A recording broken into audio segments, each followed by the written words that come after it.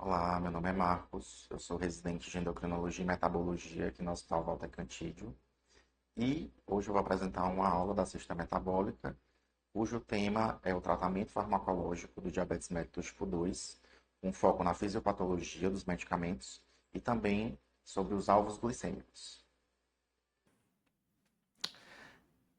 Eu vou falar inicialmente de forma rápida sobre a fisiopatologia do DM, depois sobre o tratamento farmacológico especificamente, a gente já teve aula sobre MEV, sobre cirurgia também, aí principalmente sobre o mecanismo dos medicamentos, a eficácia e os prós e contras de cada um. E depois eu vou falar sobre as metas glicêmicas.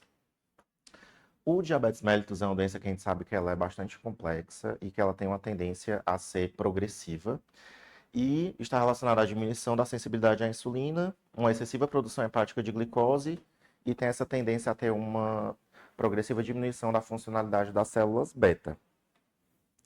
A fisiopatologia está relacionada a fatores genéticos e familiares, mas também ao estilo de vida, né? Obesidade, sedentarismo, questões alimentares.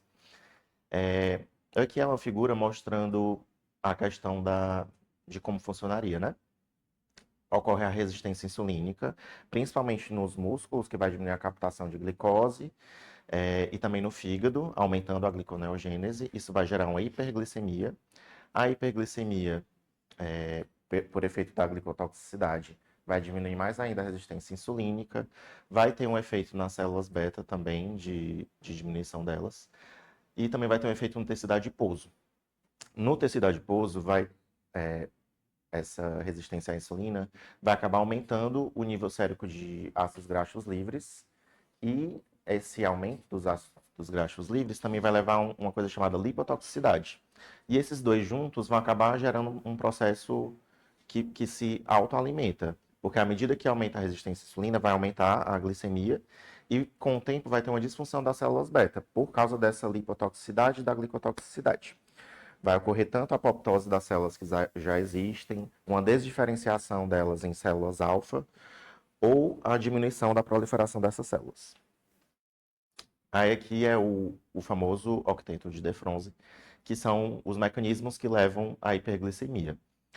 Como eu falei, né, a questão da lipólise vai levar a um efeito de lipotoxicidade. No rim, vai ter uma reabsorção renal aumentada de glicose por causa de um aumento da expressão dos SGLT2. Vai ter uma captação periférica diminuída da glicose por causa da resistência insulínica. No sistema nervoso central, também tem efeito nos neurotransmissores, pode aumentar diminuir a questão da saciedade, uma diminuição da secreção de insulina e aumento de glucagon pelo pâncreas, aumento do débito hepático de glicose e uma diminuição do efeito incretíneo, porque eu vou falar mais sobre ele aplicado às medicações mais na frente. E outra coisa que os artigos falam bastante também hoje em dia é o papel da microbiota na gênese tanto da resistência à insulina como do sobrepeso e do diabetes tipo 2, e foi visto que tem uma diferença importante na microbiota dos pacientes que têm diabetes dos que não têm diabetes. Provavelmente está relacionado ao aumento da permeabilidade da mucosa aos lipopolissacarídeos, e eles vão induzir um processo inflamatório crônico, certo? Começando aos medicamentos propriamente ditos. Começar pela biguanida, que é a metformina. O principal mecanismo de ação dela vai ser diminuindo a resistência à insulina, principalmente hepática, que isso vai inibir a gliconeogênese, que vai ser 75% da ação dela. E o restante vai ser via captação muscular da glicose, tá? Vai ter um efeito também no tecido adiposo, vai acabar diminuindo um pouco a questão da lipotoxicidade, que também influencia. E no intestino também vai facilitar a captação de glicose e estimular até a secreção de GLP-1 também, e foi visto uma modificação da microbiota. Aqui é um esquema falando sobre como a metformina agiria, diminuindo a glicogenólise, a gliconeogênese, aumentando o GLP-1, alterando a microbiota, aumentando os receptores de GLP-1 na célula beta-pancreática. E a dose máxima que a gente costuma usar, aliás, a dose máxima recomendada é de 2.550 mg por dia, mas a gente vê que não há um benefício adicional em doses maiores do que 2 gramas ao dia de metformina. A eficácia dessa medicação é boa. A glicemia de jejum costuma diminuir de 20 a 30%, após prandial de 30 a 40% e a glicada de 1 a 2%, que é uma quantidade considerável. É um medicamento que é de baixo custo, os pacientes conseguem pegar no posto ou na farmácia popular. Pelo mecanismo de funcionamento dela, não tem um risco aumentado de hipoglicemia, não tem um efeito de aumento de peso e também tem um efeito de redução de LDL triglicerídeos. Os contras são a questão de que ela reduz a absorção de cianocobalamina no ilho distal, então com o tempo de uso existe a possibilidade de ter deficiência de B12, então é algo que a gente tem que ficar de olho. Os efeitos gastrointestinais são muito comuns, principalmente no início do uso. Ocorre em cerca de 20% dos pacientes e 5% vão precisar interromper o medicamento por realmente não tolerarem a medicação, mesmo com aquelas medidas de tomar junto com a refeição ou até usar o glifage XR. E outra coisa que a gente tem que ficar bastante atento é sobre o risco de acidose lática, saber que existe esse risco.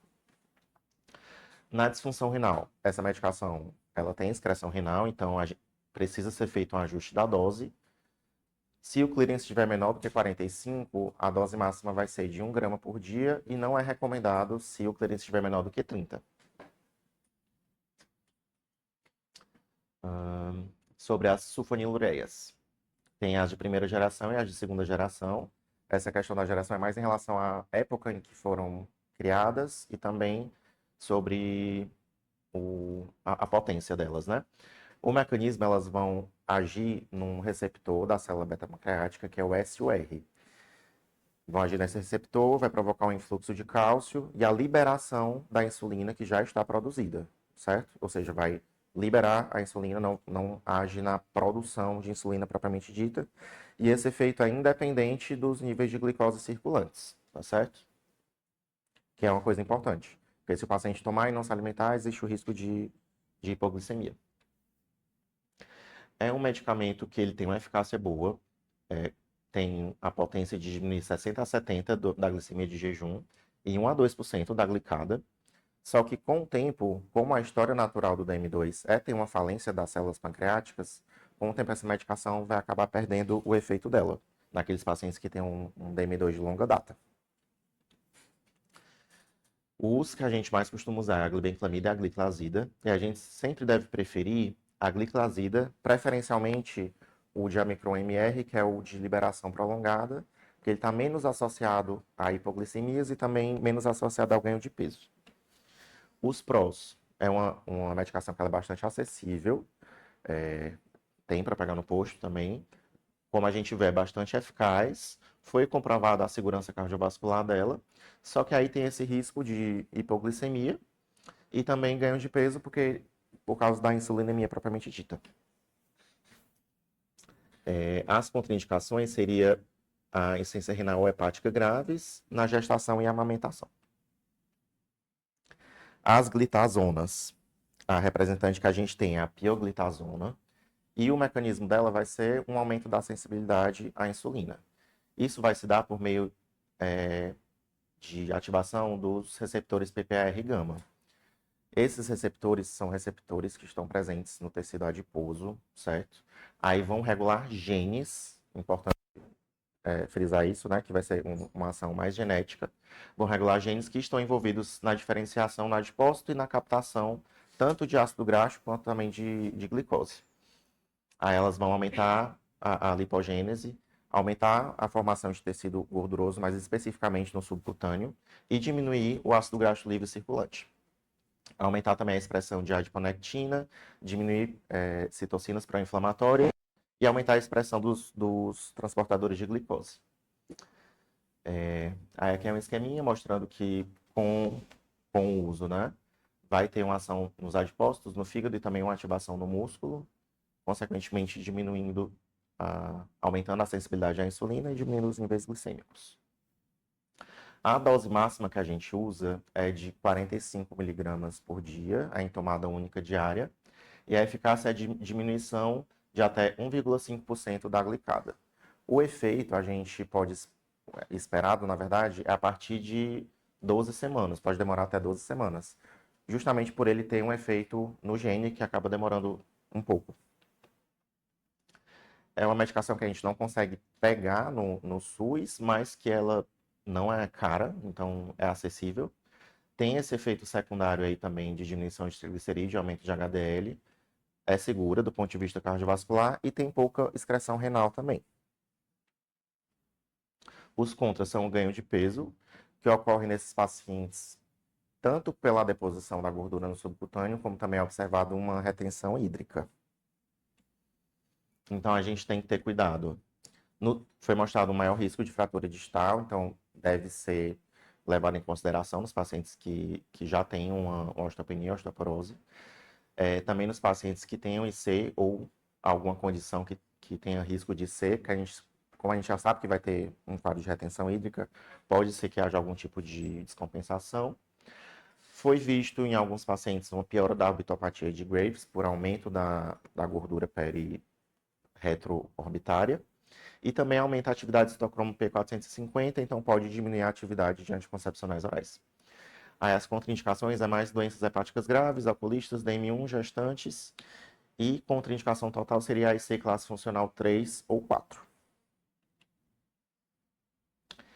Os inibidores da dipeptidase 4, inibidores de DPP4, são as gliptinas, né? O mecanismo vai ser uma inibição competitiva do DPP4. O DPP4 é uma enzima que vai degradar o GLP-1 e o GIP de forma muito rápida. Inibindo o DPP4, que é a enzima que degrada GLP e GIP, vai aumentar os níveis de GLP-1 e, consequentemente, que é um hormônio incretínico, que tem a função de, como se fosse avisar ao pâncreas que os níveis de glicose aumentaram e precisa de mais insulina. Então, vai ter um estímulo que ele é glicose dependente da produção e excreção de insulina pelas células beta e também diminuição da liberação de glucagon pelas células alfa. Aí existem vários tipos de gliptinas e elas vão ter afinidades diferentes pelo DPP4. A eficácia dela, a gente vê que é um pouco mais baixa do que os outros medicamentos que a gente viu. Na glicemia de jejum, costuma diminuir cerca de 18%, pós-prandial 25% e a glicada 0,6% a 0,8%. Mas esse efeito costuma ser mais eficaz quando associada a outros medicamentos, como a metformina e o ISGLT2. Tem uma boa tolerabilidade, em geral, pelo mecanismo, né, que é glicose dependente. Então, não é para causar hipoglicemia e também não tem grandes efeitos adversos relatados pelos pacientes. Só que não foi vista uma melhora importante nos desfechos cardiovasculares, que é uma coisa que a gente busca hoje em dia, embora ela seja uma medicação mais recente. E em relação aos cuidados, tem que ter cautela se tiver histórico de pancreatite aguda e suspensa na suspeita de pancreatite aguda, porque tiveram alguns trabalhos que mostraram algum tipo de relação. A saxagliptina, especificamente, tem uma interação importante com antirretrovirais, então tem que prestar atenção nesse perfil de pacientes. E elas necessitam ajuste para a função renal, exceto a linagliptina, que é uma ótima opção nos pacientes com disfunção renal até mesmo terminal, porque a excreção dela é biliar, então acaba permitindo que a gente utilize. As contraindicações seriam DM1, gestantes, lactantes, IC, NIRA 3 e 4, para alogliptina e saxagliptina, e 4 para as demais. As glinidas, só para saber que elas existem, é a repaglinida e a nataglinida, que são medicações que elas não são utilizadas hoje em dia, não sei nem se tem para vender, mas elas têm um mecanismo semelhante aos das sulfonilureias, só que elas agem no receptor diferente, mas elas também vão fazer com que seja liberada a insulina que já está produzida. Só que elas são menos eficazes do que as sulfonilureias, então hoje, por causa disso e por agirem de forma mesmo mecanismo, só que de forma menos eficaz, elas não são mais utilizadas. Inibidor da alfa-glicosidase é a carbose, que o mecanismo vai ser diminuição da absorção dos carboidratos e como o carboidrato não vai ser absorvido, no intestino ele vai ter uma produção maior de metano pelas bactérias, né? E isso vai provocar muitos sintomas, que em geral é impeditivo para o uso rotineiro disso no diabetes tipo 1. Pode causar dor abdominal, diarreia e principalmente flatulência. E o efeito na glicada não é tão bom. Então, por isso que a gente, em geral, não utiliza. A utilização atual acaba sendo mais para no dumping, pós-gastrectomia e também em alguns casos de hipoglicemia. Os inibidores do SGLT2, né? As glifosinas, os nossos representantes são a dapacana e a empagliflozina, que são medicamentos que bloqueiam a reabsorção no túbulo contorcido proximal de sódio e de glicose. No diabetes, vai ter um aumento da expressão desses receptores de SGLT2. Num paciente sem diabetes, já ocorre essa reabsorção de cerca de 180 gramas por dia de glicose.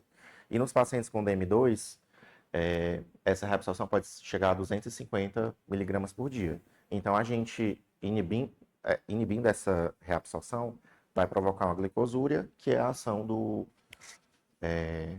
que é como essa medicação age. Devido a essa glicosúria, acaba tendo uma redução da volemia, pode ter um efeito modesto também na PA, e uma perda de peso também, não é utilizada especificamente para isso, mas pode ter uma perda de peso.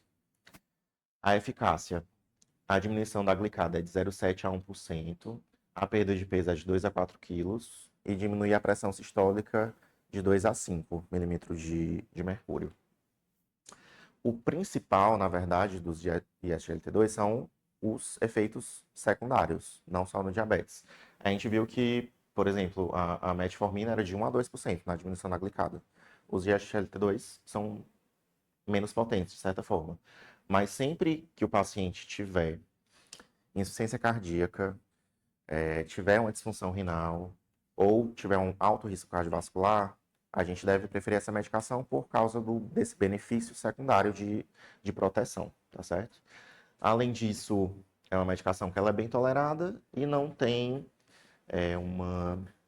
uma predisposição à hipoglicemia, pelo mecanismo que ela age. Os contras, é sempre descrito, né? Infecção principalmente fúngica, geniturinária, associada a essa glicosúria. Então, é algo que a gente tem que levar em consideração. Se for alguém que já tem infecção de repetição, por exemplo, né? Pensar duas vezes. E a cardioglicêmica é uma coisa que sempre se fala, mas que nos pacientes com DM2 especificamente, vai ser algo que ocorre em cerca de até 0,05% dos pacientes. Ele coloca para se atentar ao risco de queda em idosos, por causa dessa pequena diminuição da pressão. Pode ter uma hipercalemia transitória em 12 a 27% dos pacientes. Foi visto também um aumento do LDL de 4 a 8%, mas sem repercussão clínica. E, inicialmente, pode ter uma diminuição da taxa de filtração glomerular, que é algo que a gente tem que saber que existe. Mas tem essa diminuição inicial, mas a queda posterior acaba sendo mais lenta do que se não tivesse com o ISGLT2. E também ocorre a diminuição da proteinúria, né? E também tem a questão da limitação de uso pela função renal, que é uma coisa que é muito discutida hoje em dia nos congressos, né? Porque os pacientes se beneficiam, né, na diminuição da progressão da doença renal. Então, qual seria se seria benéfico ou não nesses clearances mais baixos? Os agonistas do receptor de GLP-1 são análogos do GLP-1, que eles são mais resistentes do que o GLP-1 natural à degradação pelo DPP-4. Dessa forma, o GLP-1 é um hormônio que ele é liberado pelas células L, enteroendócrinas, do íleon e do cólon, e eles agem aumentando a secreção de insulina, glicose dependente, que é como se fosse para avisar o pâncreas que a glicose está alta, diminuir a secreção de glucagon e o débito hepático de glicose, diminuir o esvaziamento gástrico, tem um efeito central de aumento da saciedade e diminuição do apetite, provoca perda ponderal e também aumenta a sensibilidade periférica à insulina, certo? Então, o aumento desse GLP-1 causaria o aumento dessas funções. Os disponíveis atualmente, né? A liraglutida, a dulaglutida, a semaglutida injetável e hoje em dia também a oral. Essas medicações podem ser usadas ou diariamente ou semanalmente. A eficácia no controle do diabetes propriamente dito tem uma diminuição da glicemia de jejum de cerca de 30%, da glicada de 0,8% a 1,5%, tem esse efeito benéfico no peso, embora se for ser usado especificamente para a obesidade, as doses sejam diferentes, diminuição da pressão sistólica e diminuição também dos eventos cardiovasculares.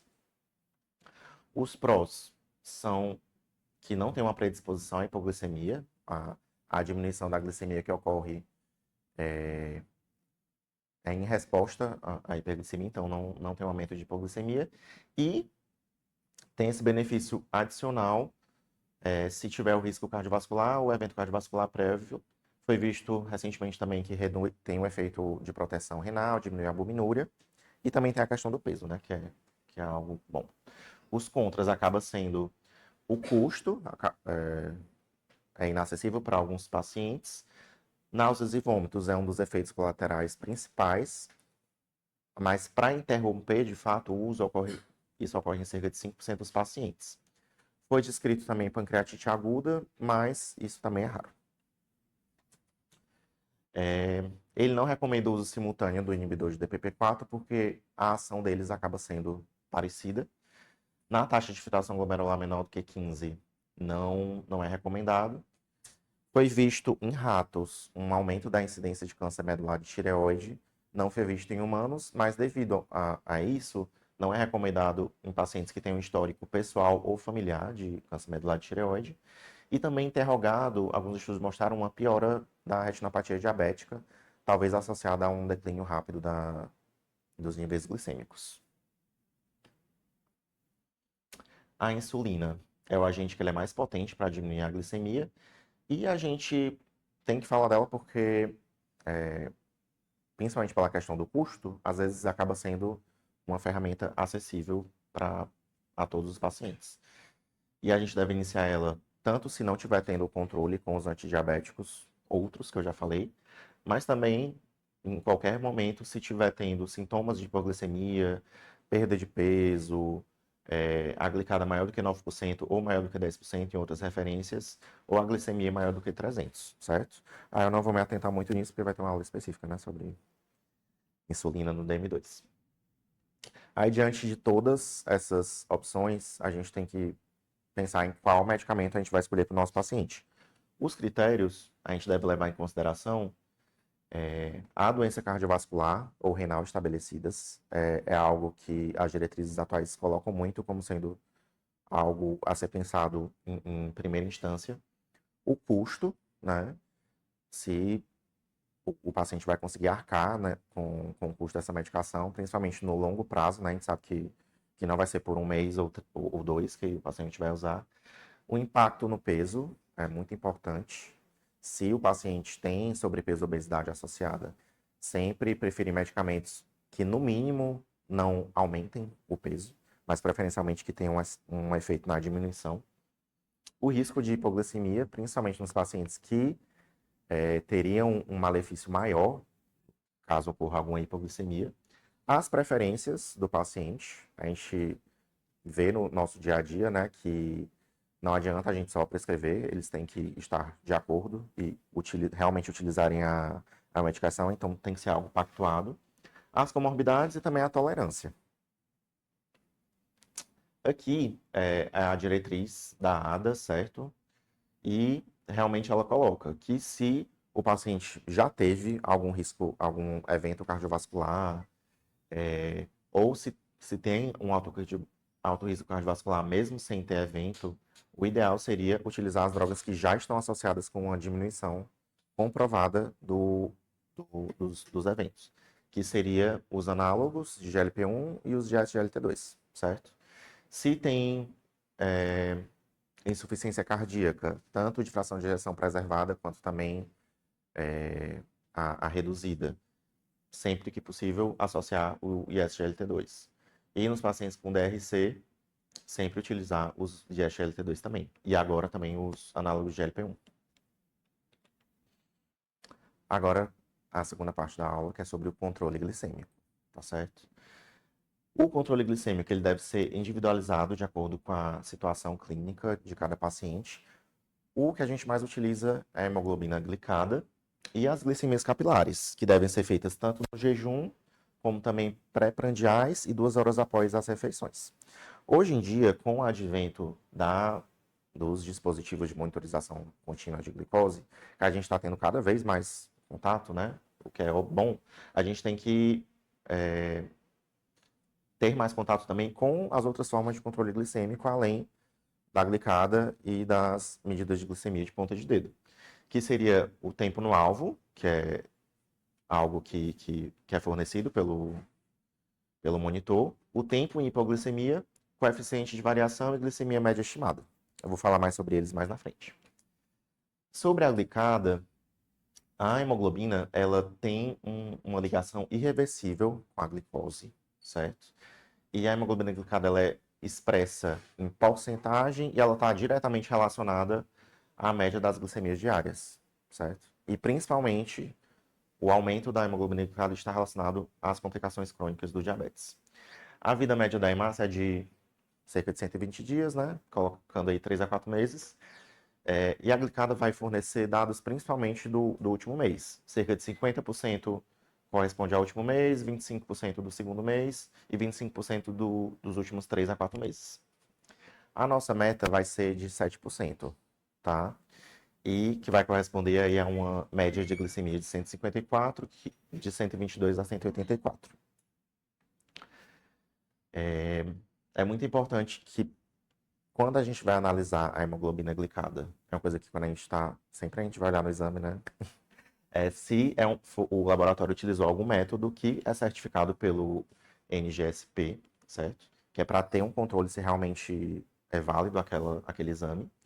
Atentar também para condições que afetem o ciclo de vida da hemácia. Por exemplo, se for um paciente que está com anemia, principalmente hemolítica, vai fazer hemólise e aquela glicada é como se não correspondesse realmente aos últimos 3 meses, talvez algum tempo mais recente. Acaba ficando um pouco errático. Se tiver também DRC e hemoglobinopatias. E sempre importante também a gente levar em consideração que a glicada não vê a variabilidade glicêmica. Então pode ser que um paciente tenha muitas hiperglicemias e muitas hipoglicemias e venha com a glicada considerada normal, o número da glicada normal. Por isso que é muito importante que a gente sempre combine com pelo menos algumas glicemias capilares ou com sensores. Aí, rapidamente falando só de algumas alternativas à hemoglobina glicada, a diretriz fala do uso da frutosamina e da albumina glicada, que elas refletem a glicemia das últimas 2 a 4 semanas e também os estudos mostraram uma associação com as complicações crônicas de diabetes, embora tenha menos estudos do que com a glicada propriamente dita. Aí poderia ser útil em condições em que a gente sabe que a glicada não vai ser confiável, mas acaba que no dia a gente acaba utilizando mais as coisas mais acessíveis, como a glicemia capilar mesmo desses pacientes. Aí por que 7%, né? De onde veio esse número?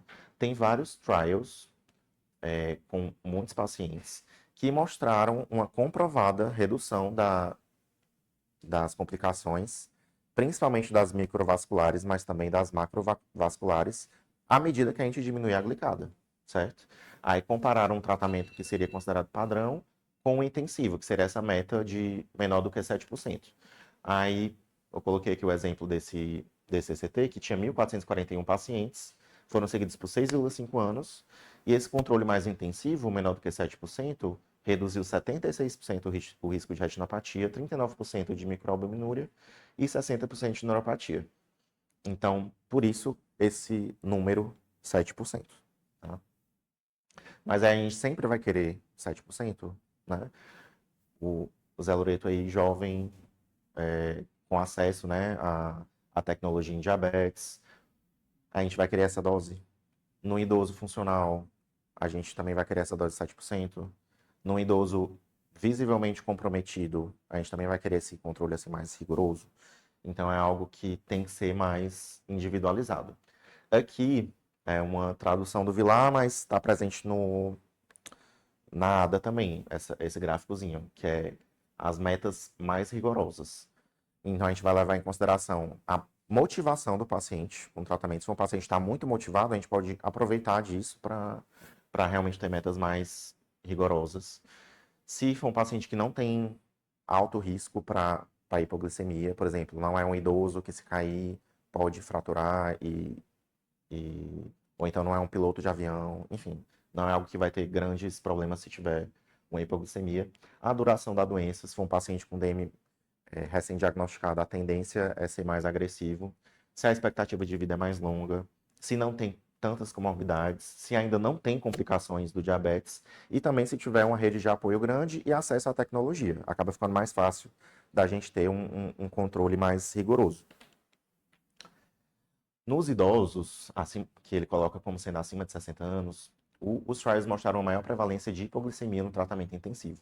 E alguns deles mostraram até um aumento da mortalidade, né, quando está fazendo esse tratamento mais intensivo.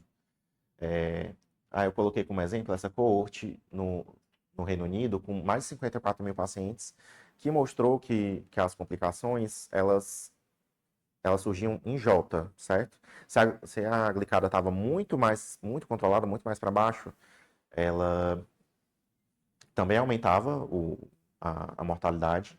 E quando estava aumentada, também aumentava a mortalidade. Então, a recomendação da SBD é uma meta de 7 a 7,5% nos idosos que não tenha nenhum comprometimento grande de função cognitiva ou status funcional, e menor do que 8% se tiver algum status funcional comprometido ou fragilidade. Sobre o crianças com DM1, né? Ele também fala que essa meta é diferente. Se é alguma criança e adolescente que tem histórico de hipoglicemia, principalmente assintomática, ou de alguma hipoglicemia grave, se não tem acesso à tecnologia, ou então é alguma criança que tem alguma, ou muito pequena, ou que tem algum problema de comunicação, que não consiga relatar os quadros de hipoglicemia, então a gente tende a não ser tão agressivo no controle, e pode ser mais rígida se for alguma que realmente tenha um acesso maior à tecnologia, desde que isso não piore a qualidade de vida. E também ele cita que durante a fase de remissão, né, da lua de mel, a gente tende a querer uma glicada menor do que 6,5. Sobre a glicemia capilar. Os grandes trials que tiveram mostrando a diminuição do risco cardiovascular e das complicações microvasculares foram com a hemoglobina glicada. Aí tiveram outros estudos comparando a glicada com a glicemia capilar. Aí foi visto que o correspondente aos 7% da glicada seria uma média estimada aí de 154, que seria de 123 a 185. Diante disso, a recomendação é que da SPD é que as glicemias de jejum fiquem entre 80 e 130 e 2 horas após as refeições, menor do que 180. Sobre o tempo no alvo. Também os estudos foram comparando com a glicada e foi visto que o tempo no alvo é o tempo em que o paciente fica com a glicemia entre 70 e 180, certo? E os estudos mostraram que se ficar no tempo no alvo de 70%, seria correspondente a uma glicada aí de 6,7%, mais ou menos.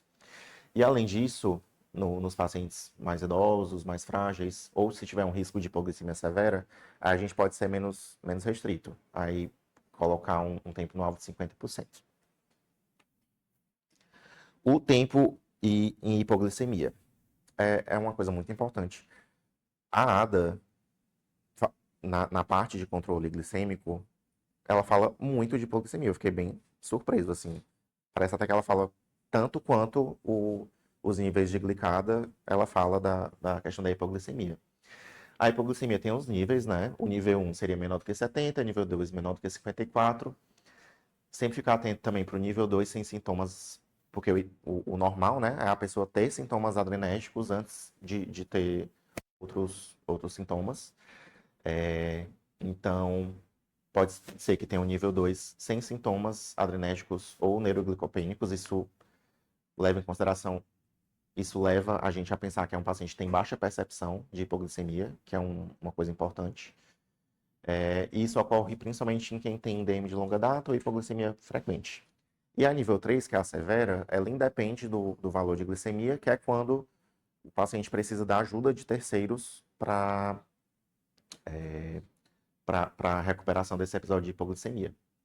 Aí ele coloca que se tiver pelo menos um episódio de nível 2 ou nível 3, a gente tem que parar e ver o que é que está acontecendo, assim, de mudar de alguma forma a terapêutica.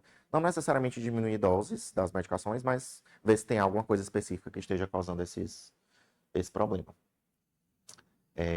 O tempo em hipoglicemia, nível 1, que é menor do que 70, deve ficar menor do que 4%, e o nível 2, que é menor do que 54, menor do que 1%. Os riscos da hipoglicemia, né? Tem um risco de queda, que principalmente em idosos é algo que a gente deve se preocupar muito, de acidentes, de ansiedade, que a gente até vê aqui alguns pacientes que ficam tão traumatizados com a hipoglicemia que tem até uma dificuldade de aderir ao tratamento, por medo de ter novos episódios de hipoglicemia. Então é algo que a gente sempre deve evitar. Pode ser desencadeante de eventos cardiovasculares nos pacientes com alto risco, e com o tempo, em quem tem hipoglicemias graves e frequentes, pode ter um prejuízo cognitivo também. Os fatores de risco são os extremos de idade, insegurança alimentar, em quem tem multicomorbidades, déficit cognitivo, que em geral eles não conseguem informar que estão tendo sintomas, DRC terminal, que a insulina circulante fica mais tempo, e a neuropatia. E o fator dentre esses, o mais relacionado é em quem tem histórico de hipoglicemia. Tá? Toda consulta a gente tem que checar e orientar o paciente em relação a isso. Coeficiente de variação glicêmica é o desvio padrão dividido pela média, que é um correspondente à variabilidade glicêmica. É como se fosse, por um hemograma, o RDW, certo? Quanto mais alto estiver, isso quer dizer que está tendo variação glicêmica muito grande. E o ideal é que fique menor do que 36%. Aí aqui é só... a gente está cada vez mais vendo, né, esses dados, que ele vem dessa forma. Esse paciente, por exemplo, estava tendo 5% de hipoglicemia menor do que 54. O ideal é que fique menor do que 1%. Né? 5% aliás, 10% de hipoglicemias em geral, que o ideal é que fique 4%. O tempo no alvo estava 46%, ou seja, está bem descompensado. Aí outra coisa que o coeficiente de variabilidade aqui, né? Tá 45,5%, justamente por causa das variações. O ideal é que a gente traga para menor do que 36%, e a gente vai vendo isso aí no dia a dia, correlacionando com a alimentação, com o que aconteceu no dia para fazer os ajustes. As minhas referências foram as diretrizes da ADA, da SBD e o Endocrinologia Clínica do Vilar. E é isso.